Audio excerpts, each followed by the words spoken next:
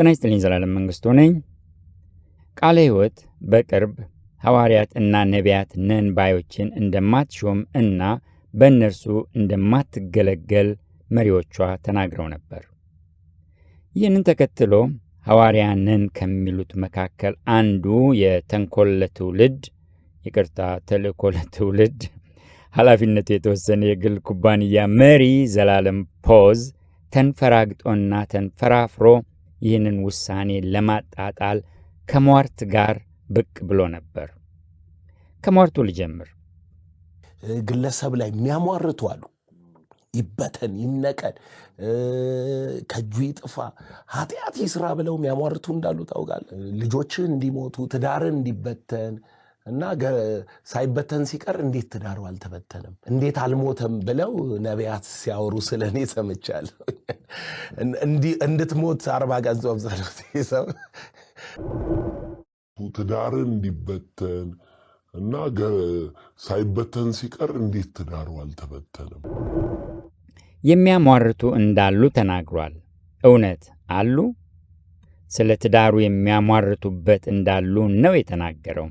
ሟርት በክርስቲያን ላይ እንደማይሰራ ያልተማረ ሰው ነው ስለ ሟርት በሚዲያ ቀርቦ የሚናገር። ስለ ትዳር መፍረስ ካወራ አንድ ነገር አነሳለሁ። የሰዎችን ትዳር የሚያፈርሰው ማን ነው?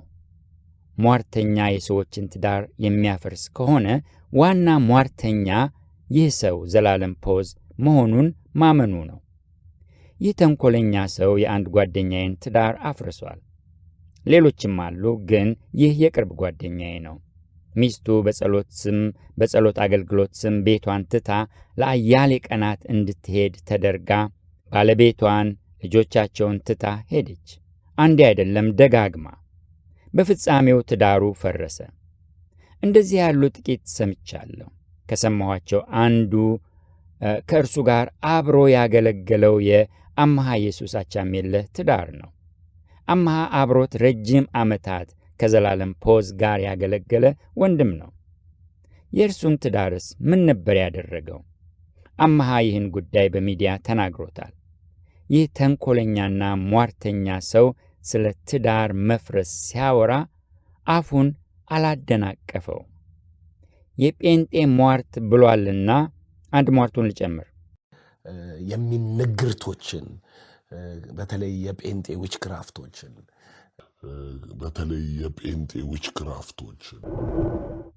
እርሱ ራሱ እኮ ይህ ዘላለም ፖዝ የጨው ቃል ኪዳን በሚል ስም ጨው እያላሰ ከእርሱ ቢርቁ እርሱን ቢክዱ እንደ ጨው ያሟሟኝ እያስባለ ያስምል የነበረ ሰው ነው። ይህ እኮ ሟርት ነው። ዘላለም ፖዝ ሟርተኛና ተንኮለኛ ሰው ነው። አሁንም ስለ ቃለ ሕይወት እያሟረተ ብቅ ብሏል።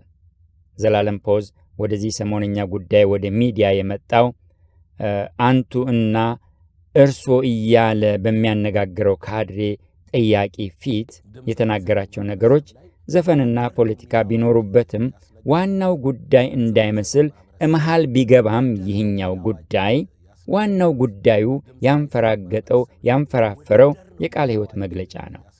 እዚህም ውስጥ ስለ ቃለ ሕይወት ሟርት አሟርቷል። እመለስበታለሁ ይህን በመጨረሻ።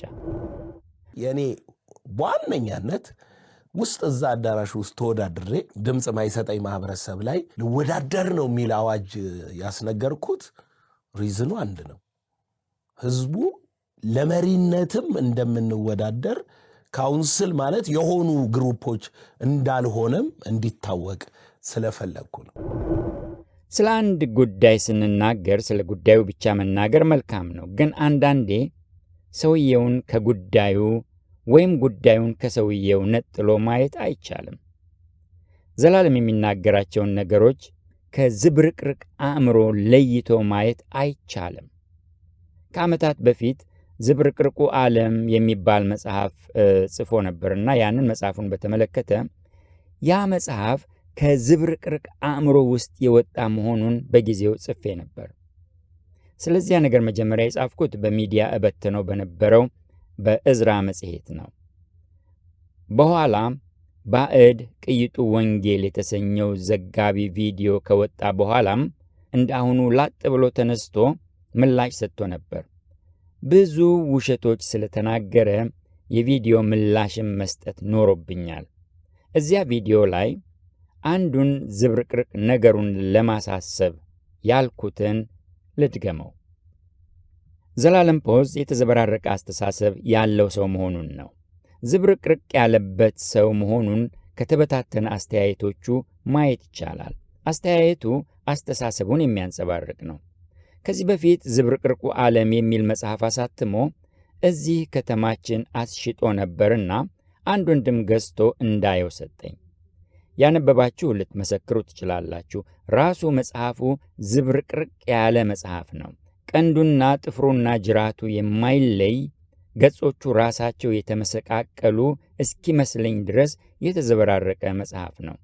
ያው መጽሐፍ የሰው አእምሮ ነጸብራቅ ነው አይደል? በጊዜው መጽሐፉን ለሰጠኝ ጓደኛዬ የነገርኩት መጽሐፉ ብቻ ሳይሆን ሰውየውም የተዘበራረቀበት ነው ነበር ያልኩት። ያኔ ነው ገና ሰየጠነን ሳንሰማ። አሁንም ያየሁበት ይህንን ነው። ወይ አውቆ የሚያዘበራርቅ ሰው ነው ወይም ራሱ የተዘበራረቀበት ሰው ነው። ፖዝ የምሬን የስነ አእምሮ ሐኪም ብታይ ጥሩ ነው በማለት እመክርሃለሁ። በጥሩ ክርስቲያን የስነ አእምሮ ሐኪም ብትታይ እመክርሃለሁ። ዘላለም ፖዝ ስለ ምርጫና ስለ ቆንስላው ወይም ካውንስል ስለሚባለው ነገር ተናግሯል። ዘላለም ፖዝ ከፍተኛ የሆነ የስልጣን ጥም ያከረቸቸው እና የስልጣን ጠኔ ያደረቀው ሰው ነው። ዘላለም ፖዝን ፖዝ ስል ምን ማለት እንደሆነ የማታውቁ ትኖራላችሁና ወደ ስልጣን ጉዳይ እመጣለሁ። መጀመሪያ ግን ያንን ላብራራ። ፖዝ እኛ ያወጣንለት ስም አይደለም፣ ራሱ ያወጣው ነው። እንዲያውም እንደ እርሱ አባባል ራሱ ያወጣው ሳይሆን ኢየሱስ ያወጣለት ነው። በዕዝራ መጽሔት ቁጥር 33 ከጻፍኩት ልውሰድ። ሐዋርያ ፖዝ ስሙን ለምን ፖዝ እንዳለ በቃለ መጠይቁ ሲናገር፣ ቃለ መጠይቁ ያልኩት ቤቲ ታፈሰ ኤክሶደስ ቲቪ እርሱን ያነጋገረችበት ወይም ቃለ መጠይቅ ያደረገችለትን ነው። በቃለ መጠይቁ ሲናገር እግዚአብሔር በክርስቶስ ኢየሱስ የድህነትን፣ የኃጢአትን፣ የሞትን፣ የበሽታን አካሄድ ፖዝ አድርጓል፣ አቁሟቸዋል። እነዚህ ነገሮች በሰው ሕይወት ውስጥ ፍሰታቸው ተከልክሏል። እኛ ግን እርሱን ፓርት አናይም። የቆሙት በመስቀል ነው። ልክ ይሄ የቆሙትን ነገሮች ከዚህ ትውልድ ላይ ታቆምልኛለህ፣ አሁን በማስተምርሽ ትምህርት፣ በሚገባሽ ዕውቀት ይህንን የጨለማ ፍሰት ታቆምልኛለህ አለኝ ማለት ነው። ፖዝ ታደርግልኛለህ ሲል ሰዎች እውነትን እንዲያውቁ ታደርጋለህ። ባይ ዘ ዌይ ፖዝ ማለት የቃሉ ፍቺ ማቆም ማለት ነው። ፖዝ ማለት ፍቺውን ልንገርሽ። ፖዝ ማለት ጳውሎስ ማለት ነው። ሌላ ፍቺ የለውም። ጌታ ያለኝ በቀጥታ ምን እንደሆነ ታውቂያለሽ? በዚህ ትውልድ መሃል ለእኔ ጳውሎስ ነህ ነው ያለኝ። እኔ ጳውሎስ የሚለውን ቃል ትርጉሙን ወሰድኩኝና ጳውሎስ የሚለው ፊደል የግሪክ ቃል ላይ ሄጄ ሳጠናው የመጀመሪያው ላይ የመጀመሪያው ወርድ ማለት ነው ሊትል ማለት ነው። ሩት ኦሪጂናል ኤግዞስቲቭ ኮንኮርዳንስ የሚባል አለ ግሪክና ሂብሩ ያለው። ሩት ወርዱ ላይ ሄጄ ስመለከተው ሩት ወርዱ ምን ይላል? ፖዝ ይላል። ጳውሎስ ለመጀመሪያ ጊዜ ጳውሎስ የተባለው የት ጋር እንደሆነ ታውቂያለሽ? ምን አድርጎ ጳውሎስ እንደተባለ ታውቂያለሽ? የሐዋርያት ሥራ ምዕራፍ 13 ከ8 እስከ 11 ከተነበበ በኋላ እስከ ጊዜው ፀሐይን አታይም አለው። በሌላ አማርኛ ሰውየውን ምን አረገው? ፖዝ አረገው። ጳውሎስ ፖዝ ነው። ጳውሎስ ማለት ፖዝ ማለት ነው። ይህችን አትርጎማ። ፖዝ ቀላል አይቀልድም። የማያውቁትን ግን ሊያታልል ሞክረዋል። አያችሁ እንዴት የድህነትን፣ የኃጢአትን፣ የሞትን፣ የበሽታን አካሄድ ይህንን የጨለማ ፍሰት ከዚህ ትውልድ ላይ ታቆምልኛለህ አለኝ ያለውን እንዴት እንዳቆመና እንዴት ፍሰቱን ቀጥ እንዳደረገ ፖዝ እንዳደረገ ብንፈትሽ እንገረማለን። ከኢትዮጵያ ድህነትና ኃጢአት፣ በሽታና ሞት፣ የጨለማ ፍሰት እንዴት እንደተወገደ አያችሁ። በፖዝ ከቀጠፉ አይቀር እንዲህ ነው እንጂ እንዲህ። ወደ ምርጫ እንለፍ። የእኔ በዋነኛነት ውስጥ እዛ አዳራሽ ውስጥ ተወዳድሬ ድምፅ ማይሰጠኝ ማህበረሰብ ላይ ልወዳደር ነው የሚል አዋጅ ያስነገርኩት ሪዝኑ አንድ ነው። ህዝቡ ለመሪነትም እንደምንወዳደር ካውንስል ማለት የሆኑ ግሩፖች እንዳልሆነም እንዲታወቅ ስለፈለግኩ ነው። ዘላለም ፖዝ ጠቁሙኝ፣ ምረጡኝ ማለት የጀመረው አሁን ለቆንስላው ምርጫ ሲወዳደር አይደለም። ቆንስላውን ያዋለደው የ400 ሰዎች ጉባኤ በጠቅላይ ሚኒስትሩ ጥሪ በቤተ መንግሥት በተገኙ ቀን ነው የጀመረው። ከዚያ በፊት ያለውን ታሪኩን አናውቅም። ስለ ስልጣን ያለውን አመለካከትና ለስልጣን ያለውን ጥማትና ረሃብ። በዚያ ቀን ግን ከጀርባው ተቀምጦ የነበረ ጓደኛዬ ወንድዬ አሊ ነበር አጠገቡ ያለውን ሰው ጠቁመኝ ብሎ አስጠቁሞ እዚያ ኮሚቴ ውስጥ የገባው። ከኋላው የተቀመጠው ጓደኛዬ ያይ ይሰማ ነበር እየሆነ ያለውን ነገር፣ ከጀርባው ነበርና የተቀመጠው። ከወንድዬ የሰማሁትን ኋላ ሽመልስ ይፍሩም ሲያረጋግጥልኝ በሁለትና ሦስት ምስክር ነገር እንዲጸና ጸናልኝ። እኔን ጠቁመኝ ብሎ አስጠቁሞ ገባና ቆንስላውን ያዋለደው አዋላጅ ኮሚቴ ውስጥ ከገቡት 15 ሰዎች አንዱ ሆነና ከ9 ወራት እርግዝና በኋላ ይህ ቆንስላ የተባለ ጭራቅ ተወለደ። ዘላለም ፖዝ ለዚህኛው የቆንስላ ምርጫ መወዳደሩን ሲናገርም በግልጽ ቃሉን ብቻ አይደለም የሰማ ነው፣ ልቡንም ነው ያነበብ ነው። ስልጣን የሚጠሙ ሰዎች ፈጽሞ በስልጣን የማይረኩ ሰዎች ናቸው። የስልጣን ጥማት ልክ እንደ ሀብት ጥማት ነው። ያላቸው ሳይሆን የጎደላቸው ነው የሚታያቸው እና ሌላ ይፈልጋሉ። በቁጥጥር ስር ለማድረግ ይመኛሉ። የስልጣን ጥማት ልክ የጨው ውሃ እንደ መጠጣት ነው። አያረካም፣ የበለጠ ያስጠማል እንጂ። በቆንስላም ምርጫ ተወዳድሮ አልተመረጠምና ቁጭቱ ቀላል አልነበረም። ቃሉን ብቻ ሳይሆን ልቡንም ነው ያነበብ ነው ያልኩት ይህንን ነው። ቁጭቱንም ነው ያየ ነው። ታዲያ አሁን ላይ መሪነት ከመንፈሳዊ ይዘቱ ይልቅ የድርጅታዊ ፉክክሩ የጎላ ነው ለሚሉ ሰዎች እድል የመስጠት ነገር አይሆኑም? አሁን ከምንሰማቸው ድምጾች አንጻር ቅድም እንዳልኩ እኮ የካውንስሉን ዓላማና ዋነኛ ግብ አላወቁትም። ካውንስሉ አገራዊ ነው። ካውንስሉ ድርጅታዊ አይደለም። ካውንስሉ ትውልዳዊና አካል የክርስቶስን አካል ወደሚፈለገው ግብ የማድረስ ጉዳይ ነው። እሱ ያልገባቸው ድርጅታቸውን ኃይል እንዳለው አድርገው ሊያሳዩ የሆነ ግለሰቦች የሆነ ቤኔፊት ጥቅም የሚያገኙበትን መንገድ ለማስጠበቅ ድርጅታቸውን ይዘው የሚመጡበት ሲስተም ነው የተከናወነው የሆነው። የኛ ግን አቋም ካውንስሉ አሁንም ካውንስላዊ አቋሙን ሊቀይር አይችልም። ማንም ብድግ ብሎ የወደደው የሚያደርግበት ቦታ አይደለምም፣ ሊሆንም አይችልም። ካውንስሉ የተቋቋመለት ዓላማ አለው፣ መተዳደሪያ ደንብ አለው፣ መሰረታዊ እምነት አለው። ከነኚህ ካውንስል ካደረጉት ውጪ ያሉ ድርጅታዊ አካሄዶች እዛው ድርጅቱ ጋር የሚያልቅ ነው፣ ካውንስሉ ጋር የሚመጣ አይደለም። ለምሳሌ አንዳንዶች በቤተ እምነት ደረጃ ብድግ ብለው ካውንስሉ የሚያዘጋጀውን ክሩሴድ ወይንም ፕሮግራም አንቀበልም አይደረግም ብሎ በቤተ እምነት ደረጃ ሊያወራ ይችላል። ያንን የሚያወራው እዛ ቤተ እምነቱ ላይ ነው። የእሱ ተከታዮች የሚሰሙት ክሩሴዱ ሲደረግ አትሂዱ የማለት መብት እንጂ ያለው ካውንስሉ ያደርጋል አያደርግም፣ ስተት ነው ራይት ነው፣ እኛ የምናመጣው ልክ ነው፣ የእኛ ፈረንጅ ልክ ነው፣ የእናንተ ፈረንጅ ልክ አይደለም የሚባል አይደለም። ይሄ ገና ስላልገባቸው። ዘላለም ፖዝ በዚህ ቃለ ምልልሱ ስለ ፖለቲካ፣ ስለ ዘፈን፣ ስለ ሟርት፣ ስለ ሌሎችም ጥቂት ነገሮች ተናግሯል። ግን በዋናነት ያንገበገበው ያንፈራገጠው ጉዳይ የቃለ ሕይወት ቤተ ክርስቲያን መግለጫ ነው። ነቢያት ነን፣ ሐዋርያት ነን የሚሉ ሰዎች አያገለግሉም፣ በመድረካችን አይቆሙም፣ ሕዝባችንን በእነርሱ አናስገለግልም፣ እንደዚያ የሚባሉ ሰዎች አንሾምም ነው ያለችው። ይህ ራሳቸውን በራሳቸው ሐዋርያትና ነቢያት ነን ብለው ለሾሙት እና በዚያ ማዕረግ ለሚጠሩት ሐሰተኛ ነቢያትና ሐሰተኛ ሐዋርያት ትልቅ ቡጢ ነው። አሁን ላጥ ብሎ የተነሳውና መልስ ለመስጠት በወካይነት ቆንስላውንም በመጥቀስ በወካይነት መልስ ሊሰጥ ብድግ ያለው የተንፈራገጠው የተንፈራፈረው ለዚህ ነው። ያኔ የባዕድ ቅይጡ ወንጌል በተለቀቀ ጊዜም እንደዚሁ ያደረገው ትልቅ የሆነ የስልጣን የወካይነት ናፍቆት በውስጡ ስላለ ነው። አሁን ሰዎችም እያወቋቸው ነው። እነዚህን ነቢያት ነን እና ሐዋርያት ነን የሚሉትን ሰዎች ትንቢት ተነግሮላቸው ወፍ የለም፣ ተፈወሳችሁ ተብለው ሐኪም ቤት ይመላለሳሉ ወይም ይሞታሉ። ብልጽግና ተሰብኮላቸው ሀብቱ ያለው አጭበርባሪዎቹ ሐዋርያትና አጭበርባሪዎቹ ሐሰተኛ ነቢያት ነን ባዮቹ ጋር ነው። እነሱ ጋር ብቻ ሰው አውቋቸዋል።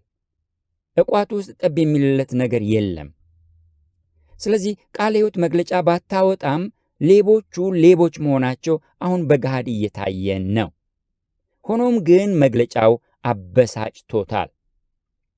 ለዚህ ማሳያ ያደረገው ከዓመታት በፊት የኢትዮጵያ ወንጌላውያን አብያተ ክርስቲያናት ኅብረት ያወጣውን መግለጫ ነው። እንስማው። በአንድ በኩል የቤተ እምነት ግንኙነት ይሰበካል፣ ተደጋጋሚ ታነሱታላችሁ። ቅድም እርስዎ ሲጠቅሱልኝ አሁን በተሻለ ቁመና ላይ ነው ያለ ነው የሚለው ሀሳብ ይነሳል። በሌላ በኩል ግን አሁንም የዶክትሪን የአስተዳደር ሽኩቻዎች እየታዩ ነው።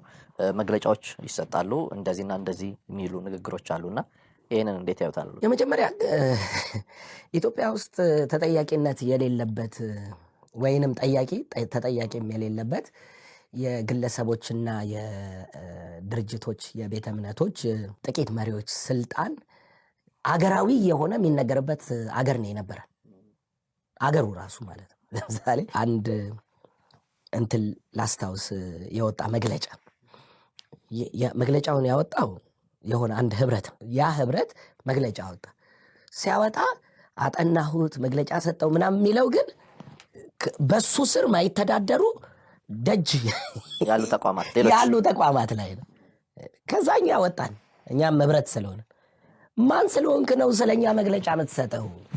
እኛን አጠናው ብለህ ለህዝብ ኢትዮጵያን ያንተ ማን ያረጋት? መግለጫውን ብታዩ የኛን ምላሹን በምን መብት ነው የሚል ነው ጥያቄ ነው። እሱ ማይንድ ያላቸው ሰዎች አሁንም አሉ። ካውንስል ከመጣ በኋላ ያኔ እኮ ያንን መግለጫ ያወጣው የኢትዮጵያ ወንጌላውያን አብያተ ክርስቲያናት ኅብረት ነው። ያወጣው ደግሞ ስለ ሐሰተኛ ነቢያትና ሐሰተኛ ሐዋርያት ነው። ያወጣውም ጠቅላላውን ወንጌላዊ ማኅበረሰብ ለማስጠንቀቅ ነው። ያ መግለጫ ዘላለም ፖዝን አብግኖታል። በጊዜው እኮ የኢትዮጵያ ወንጌላውያን አብያተ ክርስቲያናት ኅብረት ብቸኛው የወንጌላውያን አብያተ ክርስቲያናት ኅብረት ነው።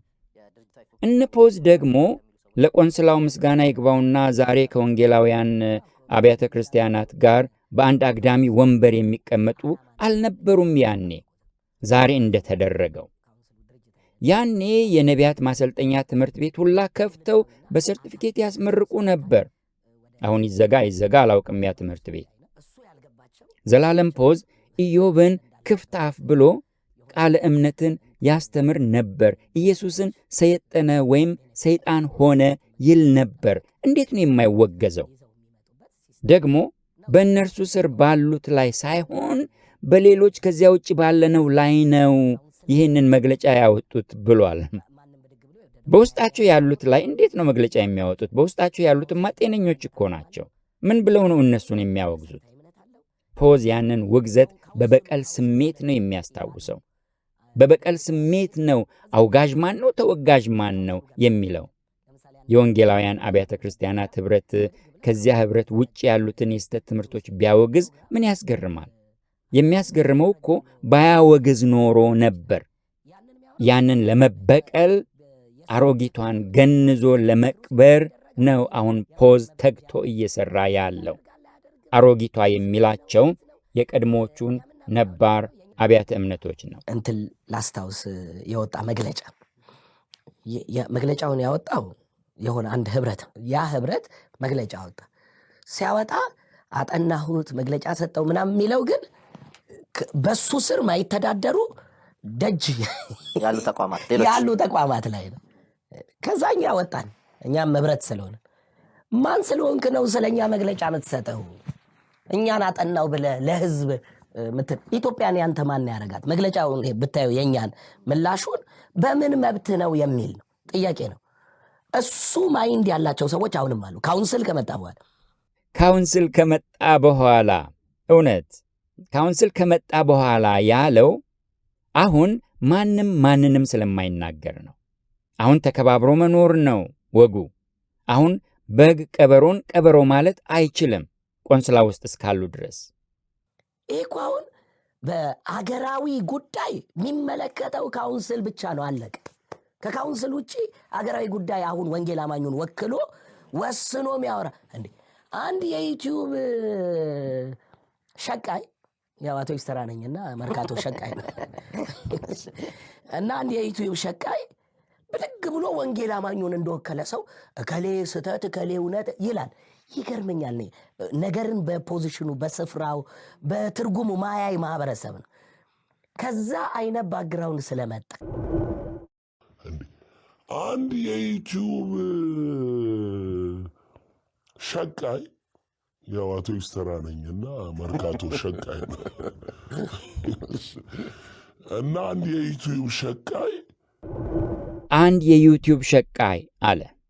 እንደዚህ ያለ ነገር እየተናገሩ ሸቃይ መሆን አይቻልም እንጂ እንደ ዘላለም ፖዝ ያሉትን የቀን ጅቦች ሐሰተኛ ሐዋርያት እያሉ የሚናገሩ እርሱ ሸቃይ ያላቸው ሰዎች ብዙ አይደለንም፣ ደግሞም ሸቃይ አይደለንም። ስለ ዘላለም ፖዝ አጭበርባሪነትና ሐሰተኝነት ላለፉት 12 ዓመታት ስናገር ቆይቻለሁ። ገንዘብ ግን አልሸቀልኩም። ፖዝ የአውቶቡስ ተራ ልጅ ነኝ እያለ ነው ኢዮብን ክፍታፍ ያለው። የነ ዊልያም ኬንየንን ትምህርት ተግቶ ነው ኢየሱስን ሰይጣን ያለው። ኢዮብ አሁን በዚህ ሐሰተኛና አሳች ሰው መሰደብ ነበረበት?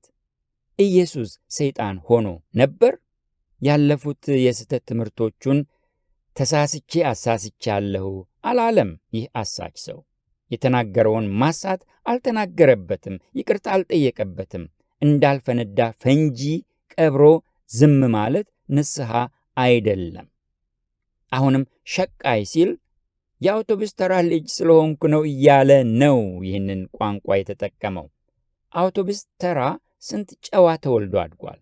ዘላለም ፖዝ አፉን የሚያላቅቀው የአውቶቡስ ተራ ልጅ ስለሆነ ሳይሆን ሐሰተኛ ሐዋርያ ስለሆነና ያቺ ሐሰተኝነት ስለተነገረችው ነው እንጂማ ፖዝ ሆይ የአውቶቡስ ተራ ልጅ ሳይሆን ራሱን አውቶቡሱንም ካቻማሊን ብትሆንም ሐሰተኛነትን መሸፈን አትችልም። አንድና ማንም ሰው ደግሞ ሐሰተኛና ቀጣፊና ሟርተኛ ሊልህ ይችላል። ከሆንክ እነዚያን ነገሮች፣ ካልሆንክ አለመሆንህን ማረጋገጥ ትችላለህ። ሐሰተኛ ከሆንክ ሐሰተኛ ብትባል ያ ስድብ አይደለም፣ ያ እውነትን መናገር ነው። ሟርተኛ ከሆንክ ሟርተኛ ብትባል፣ ቀጣፊ ከሆንክ አጭበርባሪ ከሆንክ ቀጣፊ አጭበርባሪ ብትባል ትክክል ነው፣ ስድብ አይደለም። አንድ የዩቲዩብ ሸቃይ፣ ያው አቶ ይስተራ ነኝና መርካቶ ሸቃይ ነው እና አንድ የዩቲዩብ ሸቃይ ብድግ ብሎ ወንጌል አማኙን እንደወከለ ሰው እከሌ ስተት እከሌ እውነት ይላል። ዘላለም ፖዝ ስለ ቆንስላው ጅማቱ እስኪገታተር ድረስ የሚናገረው የሥልጣን ጥሙ ብቻ ሳይሆን ቆንስላው አሁን ማንንም እንዳይናገር እንዳያወግዝ አድርጎ በውስጠ ደንብ አስሮ ጠፍሮ አንድ አግዳሚ አስተካክሎ ስላስቀመጣቸው ነው። ይህንን ዕድል ስለሰጠው ቆንስላ ምንስ ቢያደርግ እንኳን በአፉ ሊናገርለት ጫማውንስ ቢስም። አሁን እኮ ይህ አለሌ በዚህ ምርጫ የተወዳደረው ተመርጦ ቢሆን ቃለ ሕይወትን እና ሌሎቹንም የአገራችን አብያተ እምነቶች እሱ አሮጊቴ የሚላቸውን እነሱ ላይ ባለሥልጣን የሚሆነው እኮ እሱ ነበር ቢመረጥ። በሚቀጥለው ምርጫ ሊመረጥ ይችል ይሆናል። ከሆነም እንዲህ ያለው አለሌ ነው የኢትዮጵያን አብያተ ክርስቲያናት ወንጌላውያን አብያተ ክርስቲያናት ቆንስላው እስከመራ ድረስ የሚመራው ማለት ነው። ለዚህ ነው ከቆንስላው ውስጥ መውጣት አለባቸው የምለው። ጤናማ አብያተ ክርስቲያናትን ለቃለ ሕይወት በቀጥታ ጥያቄ አቅርቤያለሁ። እንድትወጣ ከዚህ ቆንስላ ውስጥ ያለ ቦታዋ ነው የገባችው። በመንግስታዊ ጫና የተመሰረተ ነገር ስለሆነ ከዚያ መሸሽ የማይቻል አይነት ነገር ሆኖ በመቅረቡ ነው። የካውንስሉን ኦቶሪቲ፣ የካውንስሉን ፖዚሽን፣ አገራዊነት ማለት ምን ማለት እንደሆነ ገና ያላወቁ፣ ገና ኢጓቸውን ያልጨረሱ የቤተ እምነት መሪዎች ወደ ፖዚሽን የመጡ አሉ። ዝም ብለው ድሮ መሪ ሳይሆኑ በፊት እንትን የሚሉ ይህን ስህተት ትምህርት እናጠፋለን የሚሉ የነበሩ አሁን እድል ያገኙ። ለምን?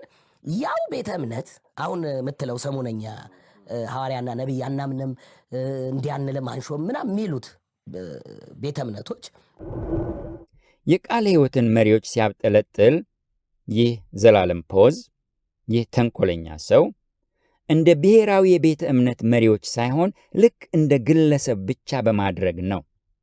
ለመንጋቸው እንደሚገዳቸው እረኞች ሳይሆን የስህተት አስተማሪዎችን እንደሚጠሉ ሰዎች ብቻ አድርጎ ነው።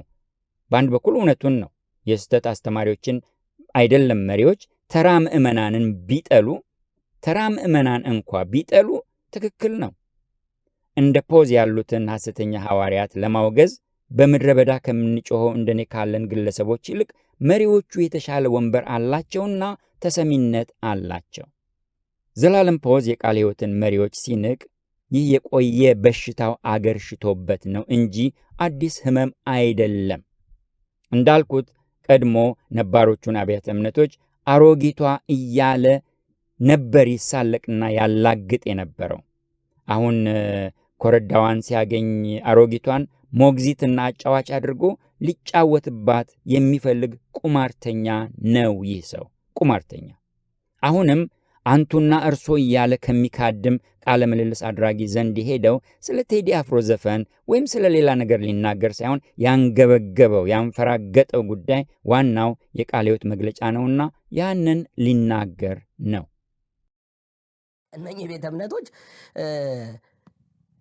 ደጋፊዎች፣ ካውንስል ላይ መሪዎች፣ ፕሬዚዳንት የነበሩ ለምድሪቱ የወንጌል ጉብኝት ለሁላችን መነሳት አሁን ቅድም ላልኩ እኔን ለማበረታታት ፕሬዚዳንቶቻቸው ነው ሲሰሩ የነበሩት እኮ ገባህ? ምን አይደለም ማለት ነው። የቤተ እምነቱም አቋም አይደለም። ቤተ እምነቱ ላይ ወደ ፓወር የመጡ የተሳሳቱ ሰዎች ስላሉን ገባህ?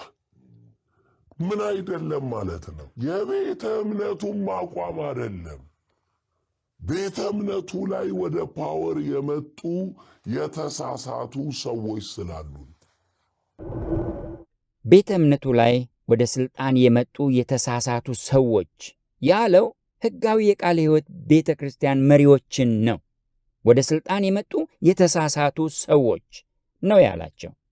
ወደ ሥልጣን የመጡ የተሳሳቱ ሰዎች፣ እነሱ ወደ ሥልጣን የመጡ ቤተ ክርስቲያን የሾመቻቸው ሳይሆኑ የተሳሳቱ ሰዎች፣ ሐሰትን ሐሰት የሚሉ ሳይሆኑ። ጠቅላይ ጸሐፊው እኮ 10 ዓመት ሊሆነው ነው እዚያ፣ አሁን አይደለም የመጣው። እርግጥ ነው የቀደሙት ፕሬዚደንትና ምክትል ፕሬዚደንት ፖለቲካ ተጫውተው ቃለ ሕይወትን ለጭራቁ ቆንስላ ጭዳ አድርገው አቅርበዋል።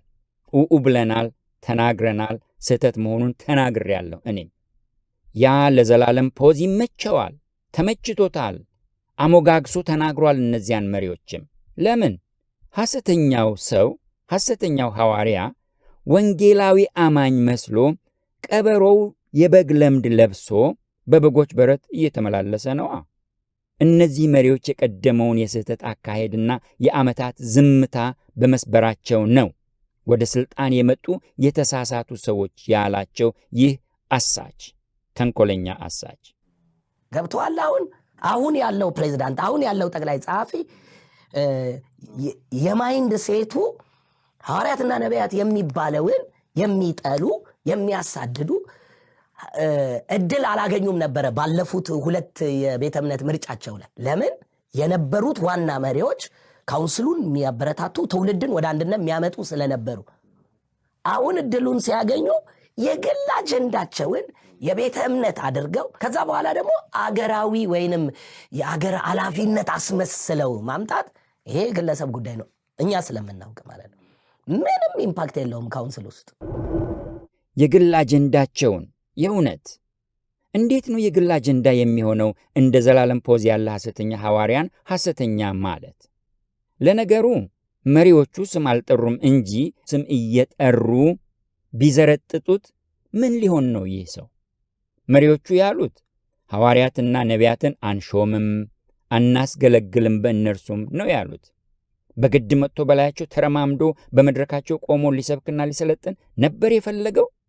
መሪዎች ስለሆኑ ብቻ የቤተ ክርስቲያናቸውን አማኞች ከሐሰተኛ ነቢያትና ሐሰተኛ ሐዋርያት ለመጠበቅ መናገር የለባቸውም? ቆንስላ ውስጥ መገኘታቸው መንጋቸውን ለተኩላዎች ለመስጠት ፈርመው መግባት ነው እንዴ? ለነገሩ ቆንስላው ያንን ነው እያደረገ ያለው።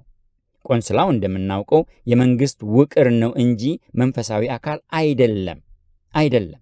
በተቻለ መጠን ከመንግስታዊ ይልቅ መንፈሳዊ ለማስመሰል በትጋት ተሰርቷል። ግን ምንም መንፈሳዊነት አልታየበትም፣ የለበትም። መግዛት፣ ሁሉን መቆጣጠር፣ ቅርንጫፍ ቢሮ በየክልሉ መክፈት፣ ቅርንጫፍ ቢሮዎች በሌሎች አገሮች መክፈት፣ በተለይ በውጭ አገሮች ይህንን ሲያዋቅሩ ቅሌታም የሆነ ሥራ ነው እኮ የሰሩት። በዚያ ላይ ሙሰኝነቱማ ከአንድ የመንግሥት መስሪያ ቤት የከፋ አድርጓቸዋል። ደግሞ ማስፈራራትም ማሳሰርም ጀምረዋል። የቆንስላው የምስረታ አዋጁ የሚያሳየው መንፈሳዊ አካልነትን አይደለም፣ ሕጋዊ አካልነትን እንጂ። ግን የዘላለም ፖዝ ኃላፊነቱ የተወሰነ የግል ኩባንያ እና ቃለ ሕይወትም ምንም የማያገናኛቸው በታሪካዊ ስህተት በአንድ አግዳሚ ወንበር ላይ አብረው ተቀምጠዋል። ግድ አብሮ እንደተበየደ ብረት ሆነዋል። ምንም ኢምፓክት የለው። ዘመቻ ሊወጡ ይችላሉ። ቤተ እምነት መሪ ስለሆኑ በዘመናቸው ቤተ እምነታቸውን አስተባብረው ሊያወግዙ ሊሉ ይችላሉ። ግን በአገራዊ አጀንዳ ምንም ምክንያት የለው። ኦቶሪቲው ያለው ካውንስል። እኛ አሁን ቤኒንን ማምጣት አትችሉም ምናምን ብለው መግለጫ ሰጥቷል። እነኚህ ቤተ እምነት ይሄን የሰጠው መግለጫ እኛ የእውነት ቤኒን ያልመጣበት የራሱ ምክንያት አለ። እነኛ ምክንያቶች ቀርተው ማምጣት ብንፈልግ እናመጣለን። የሆነ ቤተ እምነት ተቃውሟልና ብለን አናቆምም፣ ልንከለክልም አንችልም። ለምን? የማምጣት ራይት የሚፈቅድልንም የሚከለክለንም የካውንስሉ ደንብ ነው። የካውንስሉ ደንብ እነሱ እኮ ከዓመት በፊት አምጥተው ወንጌል ነው ብለን አምነን ከነሱ በላይ አደረጃጀታችንን ተጠቅመን አሸር ሰተን እንዲህ ብለን መስቀል አደባባይ አውጥተን አሰርተናቸዋል እኮ። አየህ፣ ወንጌል ስለሆነ ማለት ይሄ እኛ ልብ ነው።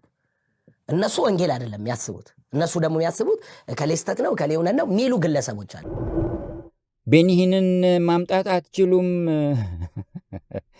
አላሉም እኮ።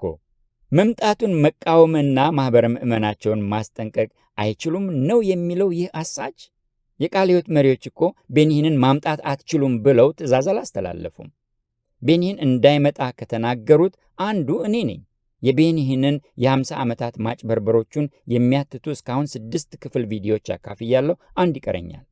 ይህንን ሌሎች ቢያደርጉስ? መሪዎችማ ይበልጡን ቢያደርጉስ? ቤኒን አልመጣም። ወደፊት ምናልባት አገራዊ ምርጫው ከተካሄደ በኋላ ሊመጣ ወይም ሊቀር ይችላል። የኔ ምኞትና ጸሎት ይህ አሳች 50 ዓመት ሙሉ በዓይናቸው ፊት ሰዎችን እያጭበረበራቸው የኖረ አጭበርባሪ የኢትዮጵያን አፈር እንዳይረግጥ ነው ምኞቴም ጸሎቴም። ለምን? ከእርሱ የከፉ ሐሰተኛ ነቢያትና ሐሰተኛ ሐዋርያት አሉን እኮ። አንዱ ራሱ ይህ ዘላለም ፖዝ ነው፣ ሐዋርያ ነኝ እያለ ራሱን የሚጠራ። ቤኒን ግን ቢመጣ እኔ አስጠንቅቄያለሁና ከደሙ ንጹሕ ነኝ። እንደ ቃለ ሕይወት ቤተ ክርስቲያን መሪዎች ያሉትም አስጠንቅቀዋልና ከደሙ ንጹሐን ናቸው። እንደ ቃለ ሕይወት ያለች ነባር ቤተ ክርስቲያን መሪዎችማ ይህንን አብልጠው ማድረግ ይጠበቅባቸዋል እንጂ። አሁን እኔ አሁን እፈራላቸዋለሁ። አሁን እንደ በፊቱ ስላልሆነ ማለት ነው። እነኚህ መሪዎች ከቀጠሉ እና ይህን አይነት አክት እያደረጉ ከቀጠሉ ሪስፖንዱ ቤተ ክርስቲያኗን ራሷ መልሶ እንዳይከፋፍላት። ለምን መሰለ? የኢትዮጵያ ቤተ ክርስቲያን ሁላችንም ፔንቴኮስታለን፣ ሁላችንም ሉትራንን፣ ሁላችንም ነው የምልህ፣ ባፕቲስት ነን ሁላችንም። እኔ ጋር ብትመጣ ሁሉም ነው ያሉት፣ እነሱም ጋር ብትሄድ ሁሉም ነው ያሉት። ለምሳሌ ይሄ የምልህ ቸርች የቤኒን ላይ መግለጫ ያወጣው ስም መጥቀስ ስለማይቻል በሕግ እንዳልጠየቅ ብዬ ዳርዳሩን አልክ ቢለኝ እንዳኛ እኔ የሆኑ ሰውዬ ነው ያልኩት እላቸዋለሁ። ለምሳሌ ይሄ የምልህ ቸርች የቤኒን ላይ መግለጫ ያወጣው ስም መጥቀስ ስለማይቻል በሕግ እንዳልጠየቅ ብዬ ዳርዳሩን አልክ ቢለኝ ዳኛው እኔ የሆኑ ሰውዬን ያልኩት እላቸዋለሁ። በአደባባይ ሲቀጥፍ አያችሁት? ይህንን አጭበርባሪ ዳኛ ቢጠይቀኝ የሆነ ሰውዬ ነው ያልኩት እላለሁ፣ ቃለ ሕይወት አይደለም፣ አልጠራውም ስም ነው። ይህ ነው እንግዲህ የተንኮል ለትውልድ ኩባንያ መሪ፣ ተንኮል ለትውልድ የሚያስተምር። ቆንስላ ውስጥ ያለ አንድ ሰው የሌላውን ቤተ ክርስቲያን ወይም ቤተ እምነት በስም ጠርቶ ማጥላላት የለበትም ስለሚባባሉ ውስጥ ታዋቂ የሆነ ደንብ ስላላቸው ያንን ላለማለት በሕግ ያስከስሰኛል ብሎ ስለፈራ ነው ስም አልጠራም ያለው። ቃለ ሕይወት ብሎ ስም ቢጠራም በእውነቱ የሚከሰው የሚኖር አይመስለኝም። እንደ ሐሰተኛ ሐዋርያ ዘላለም ፖዝ ያለ ሰው ጋር ፍርድ ቤት መቆም በራሱ ውርደት ነው፣ እጅግ ትልቅ ውርደት። ስለዚህ ቃለ ሕይወት ቢልም የሚከሰው የለም። ስም አልጠራም ብሎ ግን የሚለውን እንስማው። ይህን መግለጫ ያወጣው ቤተ እምነት ሁለት መንገድ ነው ያላቸው። አንደኛው እነ አባባ ወንዳሮ በታምራት በድንቅ በገድል የምንሰማው ወንጌል ያላቸው መስመር አለ። ያንም መስመር ተከትለ ስትመጣ 70 ደረጃ የነበረው የታምራት የፈውስ ፕሮግራም ጌጃ የነበረው፣ አሁን ደግሞ ኮልፌ የሆሊ ስፒሪት ላይን ያለው አፖስቶሊክ ግሬሱ የምታይበት ፕሮፌቲክ ግሬሱ የምታይበት ላይን አለ እኮ ውስጣቸው። ይሄንን እንቅስቃሴ በየከተሞቻቸው አሉ። ፉል ታይም ፓስተሮቻቸው አሉ። አየህ፣ ገብተዋል ላይኑን። አባባ ወንዳሮ የሰባ ደረጃ ቤተ ክርስቲያን ህብረት አምባን ማለቱ ነው። የጌጃ ቃለ ሕይወት ጌጃ ቃለ ሕይወትን ማለቱ ነው፣ መሰረተ ሕይወት። የኮልፌ አብያተ ክርስቲያናት እነዚህ የተንኮል ለትውልድ ሰዎች እና አብያተ ክርስቲያናት ናቸው። ስም አልጠራም ማጭበርበር አይነት አለው እኮ። ግን ይህኛው የካቻማሊው እና የወሎ ፈረስ አይነቱ ማጭበርበር ነው። የአውቶቡስ ተራ ልጅ መሆን ሳይሆን ራሱን አውቶቡሱን የመሆን ማጭበርበር ነው። ፈረንጆቹ ላይን ደግሞ አለ። የፈረንጆቹ ላይን አለ። ያ የፈረንጆቹ ላይን ደግሞ ሆሊ ስፒሪትም የለም። ሜን ዶክትሪኑ ፈረንጆቹ አይደል የተከሉት። ሆሊ ስፒሪትም የለም፣ ልሳንም የለም፣ ፔንቴኮስታልም አይደሉም። እንደዚህ ፈረንጆቹ ላይን ደግሞ አለ። የፈረንጆቹ ላይን አለ። ያ የፈረንጆቹ ላይን ደግሞ ሆሊ ስፒሪትም የለም።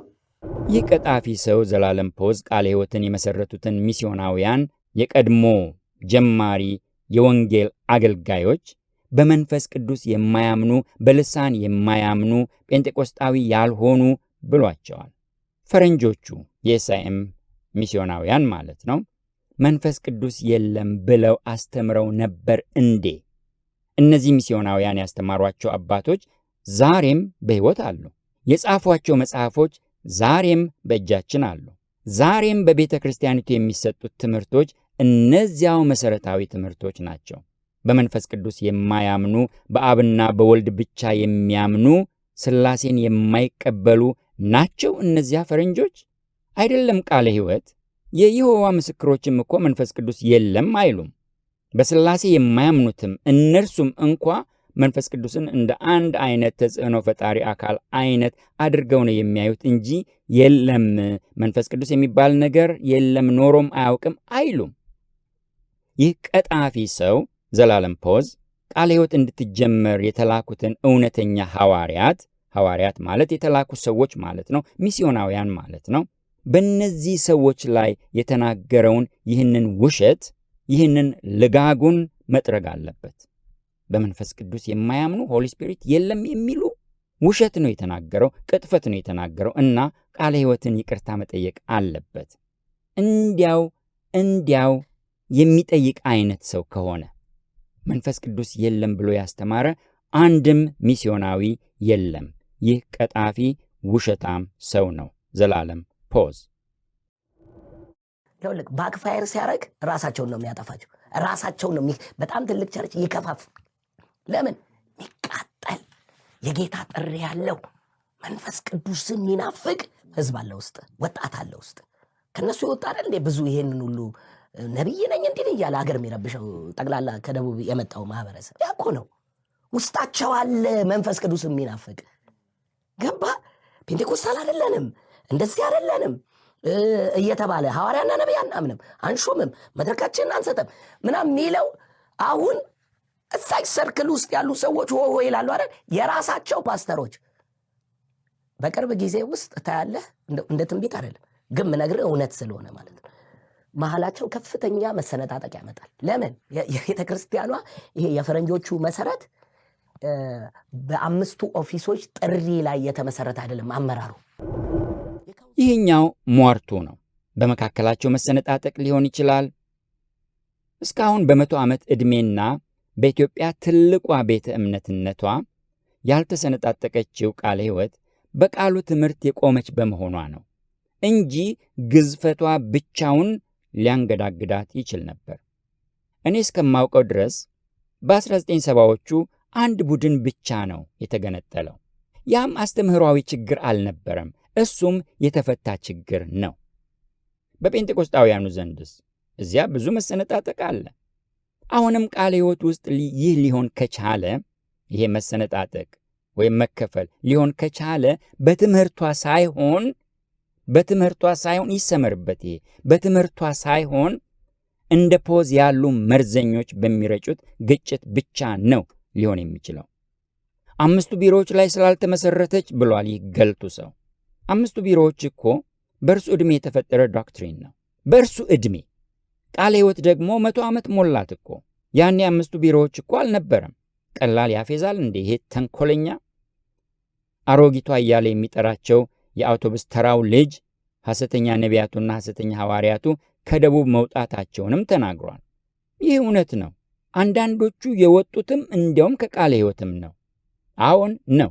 ግን አጭበርባሪዎችና ሌቦች፣ ተመክረው ያልሰሙ ሰዎች እንጂ እውነተኛ ደቀ መዛሙርት አልነበሩም። እነዚህ ራሳቸውን ሐዋርያትና ነቢያት ነን እያሉ የሚጠሩ ሰዎች ብዙዎቹ የተፈለፈሉትና አሁንም እየተፈለፈሉ ያሉት ከደቡብ የመሆኑ ጉዳይ እና ያ ለምን እንደሆነ ወይም ለምን ሊሆን እንደቻለ ራሱን የቻለ ዝግጅት አካፍያለሁና በስፍራው ተመልከቱት።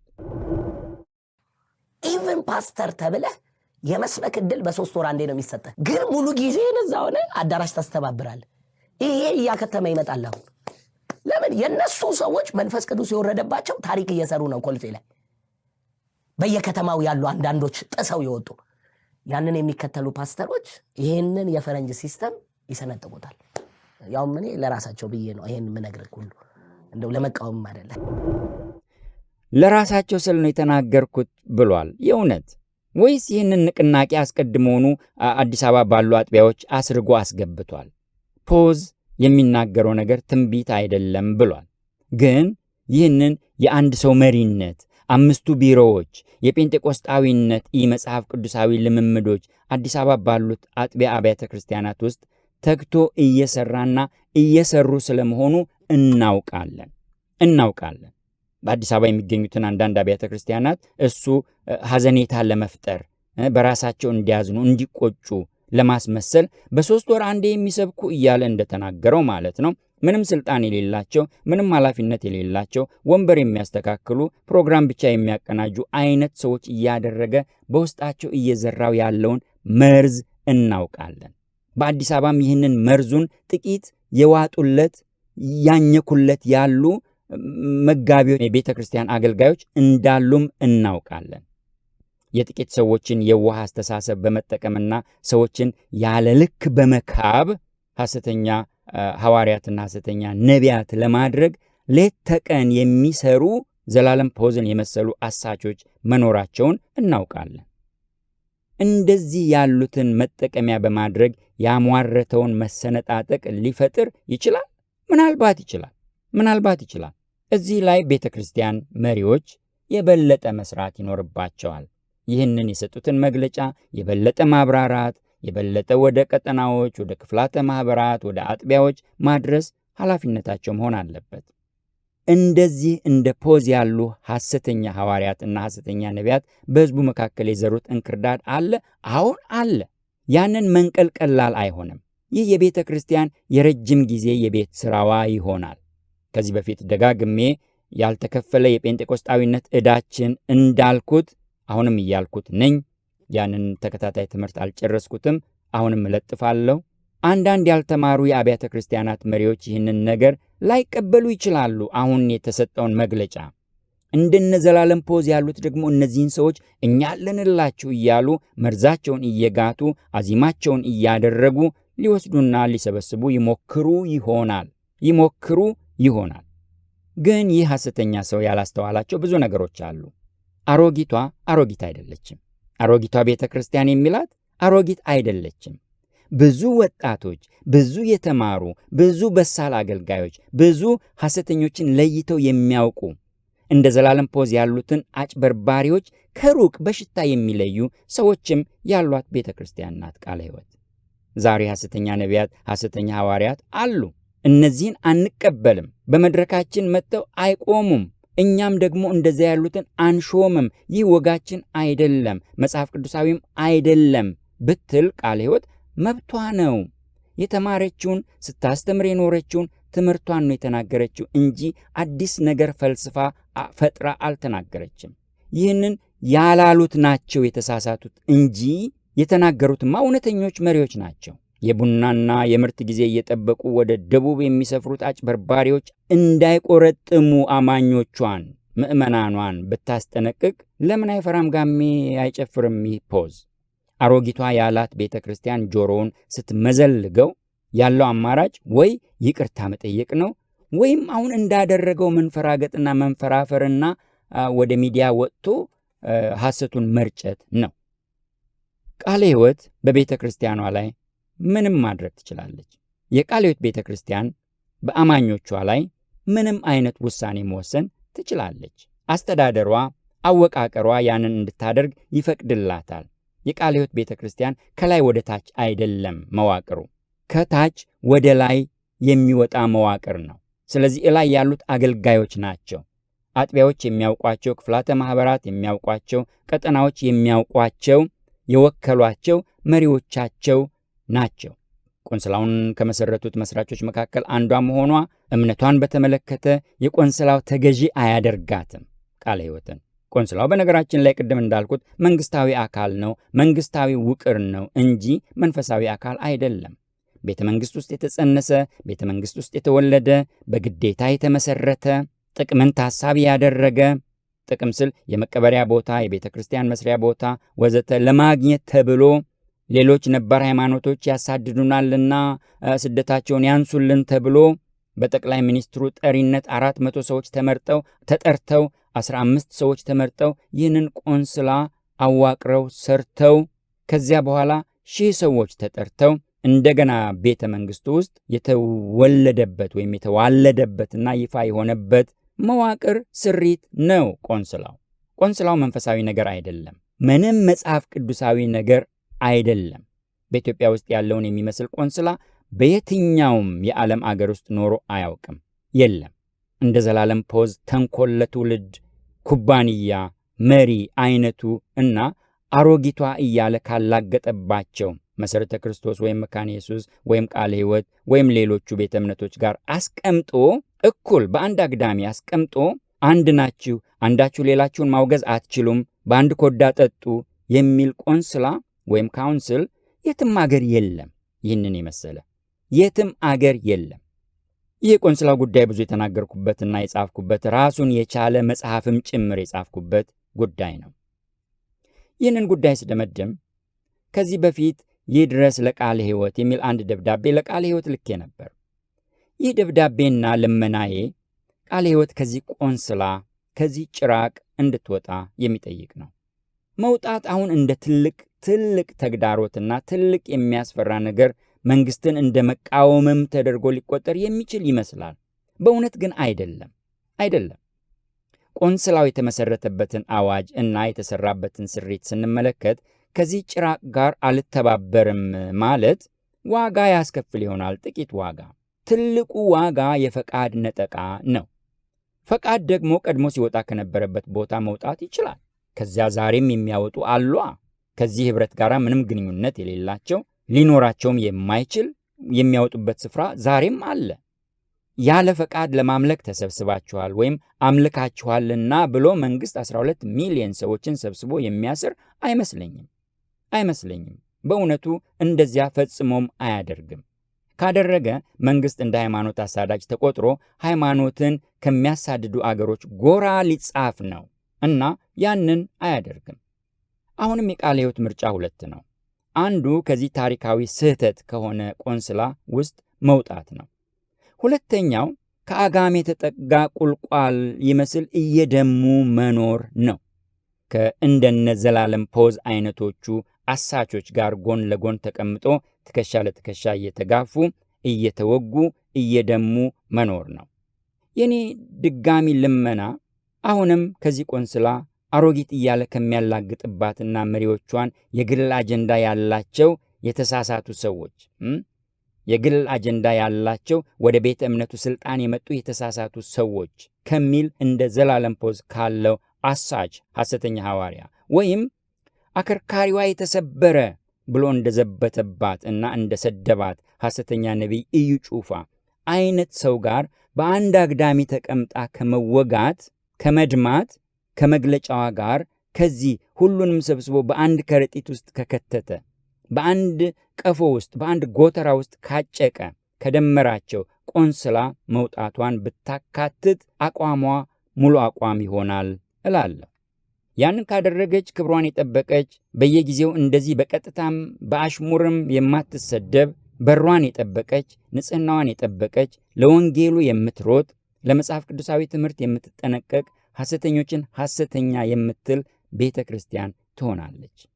ያለዚያ 100ኛ ዓመቷን ስታከብር ክብሯም ይደመደማል ብዬ እፈራለሁ።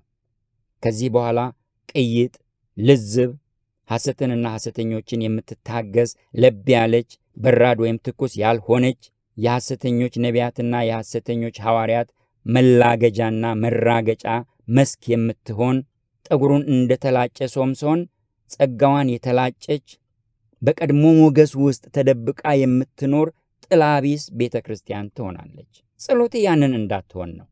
አሁን እንደጀመረችው አከርካሪ ያላት የጀርባ አጥንት ያላት መቆም የምትችል ለምስሉ የማትሰግድ መልስ ለመስጠት የምትደፍር ቤተ ክርስቲያን ሆና እንደነ ዘላለም ፖዝ ያሉትን ሐሰተኞች፣ ቀጣፊዎች፣ አጭበርባሪዎች፣ ተንኮለኞች እየገለጠች ሽንገላቸውን እያሳየች የምትቀጥል ቤተ ክርስቲያን እንድትሆን ነው ጸሎቴ ክርስቶስ እስኪመጣ ድረስ።